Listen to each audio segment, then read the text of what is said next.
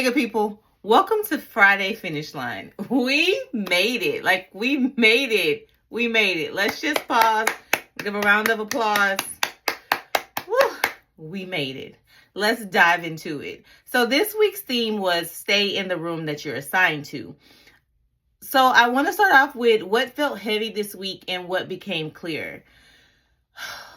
What felt heavy this week was being consistent. I was being consistent in the rooms that I was scheduled to work in for that day. But what felt heavy was the organization of what am I supposed to be doing and gathering that part when I got in the room. And then the room started intertwining. The blocks started intertwining with each other.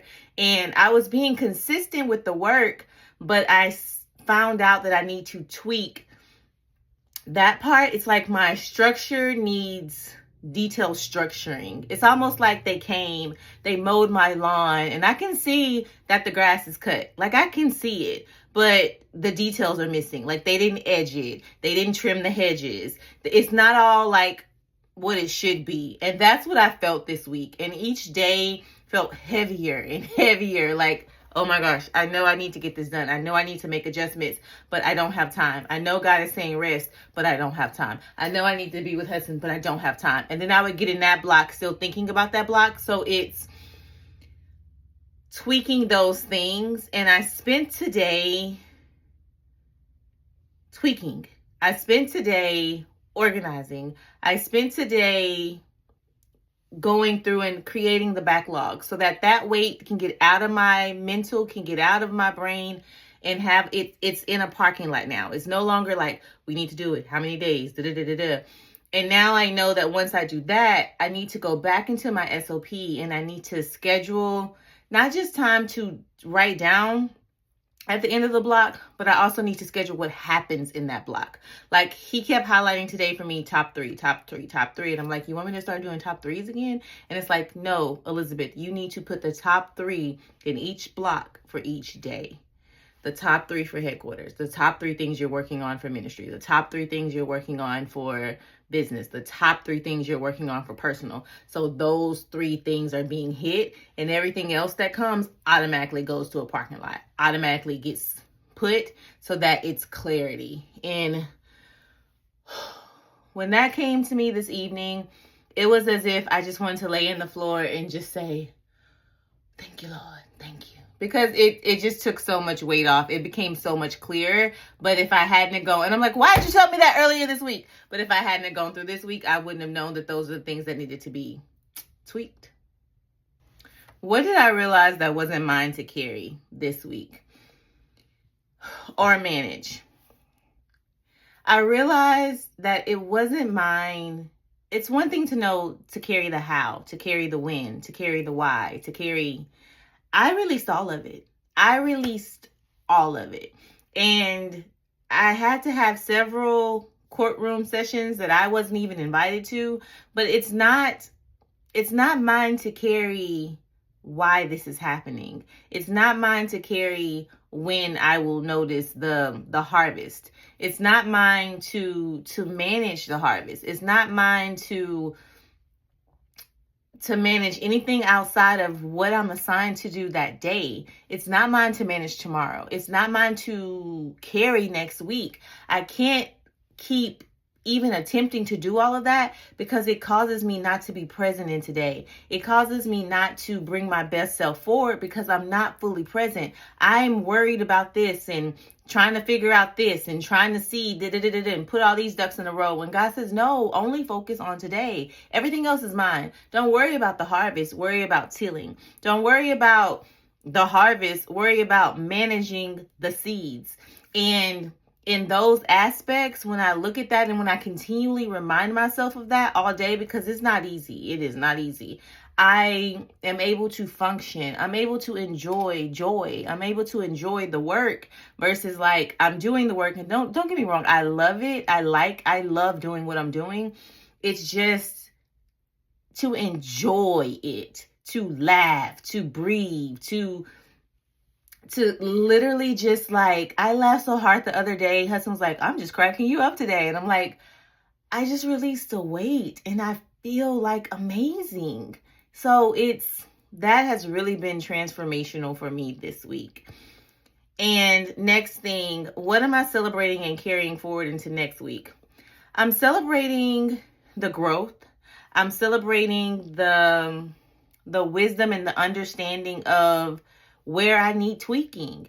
And I'm in beta testing. Everything is in beta testing, beta mode. I'm in beta mode. My planners that I'm making, I'm literally writing them out. I'm literally scratching them out. It's just a graph-like type dotted paper, and I'm enjoying it. So I'm carrying that into next week. I'm actually building next week earlier today, and it's like that's when I'm my best, when I'm literally just sketching out what is coming, and as I'm working through it saying, no, this didn't work, I should have this. No, this is not big enough for me to write what I need to write. I need to do this. So I'm carrying that energy and those processes forward in everything I do. I'm celebrating the fact that a project that I was working on failed. Like, it failed. And I didn't even get mad about it. When I was doing it, and I was like, this isn't going to work. It's not going to work. Like, this stencil and this is not going to work. I have to go back to the drawing board. And I threw it. At first, I set it there, and I was like, why are you leaving this here, Elizabeth? Like, really? So I threw it out, and I was like, okay, Holy Spirit, we got to go back to the drawing board. Like, what are we going to do? And I left it alone. And then earlier today, it was downloaded. The next step. What's the next experiment we're going to run in that process? This is what we did wrong. It's like, this is the feedback I have. So then he gives feedback and it's like, okay, I'm ready for the next project. So I'm carrying forward that energy because I'm not going to lie. Like, honestly, being truly transparent, when something didn't work for me, I would get frustrated. And not saying that I won't, but it's not allowing the frustration to take a seat. Not allowing the frustration to sit at the table and take up resonance, meaning like, hey, okay, that was a great dinner. That was a great dessert. What we having for breakfast? No, friend, you don't get to stay for breakfast. You must go home. You must go back to your dwelling because you don't dwell up in this temple. And that is actually enjoying the process. I don't like science. I always say science is not my thing. But I do. I like my version of science. I love taking raw ingredients and making it into something and seeing a finished project and celebrating my failure in that part was celebrating it because I knew the next step was coming. I knew, okay, that didn't work. This is what worked for it. This is what I learned, because it also pushed me to stop doubting myself as a graphic designer. It's like I was taking so long trying to do it, and I was like, but once I got into it, I was like, I don't like this spacing. I don't like this. This is too big. This doesn't fit. And that's how I operate. But it's been a minute since I've operated like that, so I had to remind myself. And then when all of the things didn't work, baby, I was solution-oriented, solutionist, all of them working together real quick. It was like the master class that was master classing, and I was like, I want out. I didn't sign up for this. But yet it birthed those things out of me. So I'm carrying forward that into next week, that energy, that SOP when it comes to creating, designing, that mentality of enjoying the hiccups, because the hiccups are producing something. And I told my mom today when I was talking to her about it, I was like, honestly, Mom, like, that's how I've trained and taught, like, everything. I am self-taught in everything. And that's the part of it. And instead of looking at it, like I said, as, oh, this is so, I hate this part. No, I actually love it because I know what's coming on the other side of it. What formation room have I been in? I have been in the formation room of patience. Patience, not only while I wait on the harvest to come from God. I'm impatient while I wait on the harvest of me to come. And I'm enjoying that patience. I am recognizing that patience in myself to learn, patience in myself to develop, patience in myself to eat the scroll, which means to eat the words, to eat what is manifesting, to eat the revelations, and allowing the revelations to digest, to allow them to settle, to allow them to take root and to embark.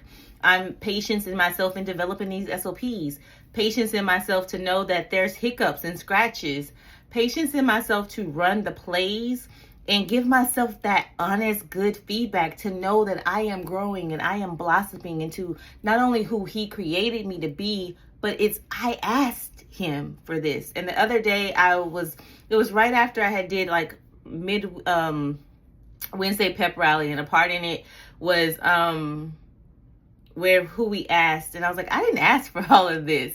And immediately, like I said, he's like, yes, you did. Remember when you were in that mirror and you were like, show me who you created me to be, because I can't do this anymore.